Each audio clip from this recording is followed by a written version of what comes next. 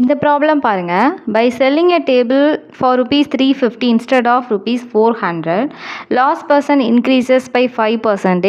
the cost price of table is அப்படின்னு கேட்டிருக்காங்க. அதாவது ஒரு டேபிளை வந்து 400 ரூபாய்க்கு விற்கிறதுக்கு பதிலாக 350 ரூபாய்க்கு விற்றுட்டாங்க.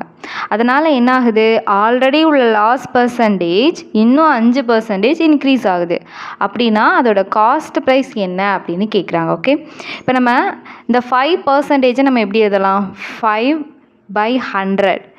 நம்ம ப்ராஃபிட்டோ லாஸோ எதாக இருந்தாலும் நம்ம காஸ்ட் ப்ரைஸை வச்சு தான் நம்ம கால்குலேட் பண்ணுவோம். அப்போ 5/100 into cost price is equal to என்ன, நமக்கு 400 ரூபாயாக இருந்தது 350 ரூபாய்க்கு நம்ம விற்றுட்டோம்.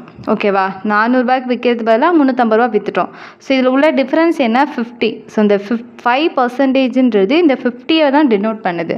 ஸோ நம்ம இப்படி எழுதிக்கலாம் இல்லையா. இப்போ cost price is equal to என்ன வரும், 50 × 100 டிவைடட் பை 5. ஸோ இதை சால்வ் பண்ணால் நமக்கு என்ன கிடைக்கும், காஸ்ட் ப்ரைஸ் வந்து 1000 rupees அப்படின்னு நமக்கு கிடைக்கும். ஸோ இந்த டேபிளோட காஸ்ட் ப்ரைஸ் 1000 rupees.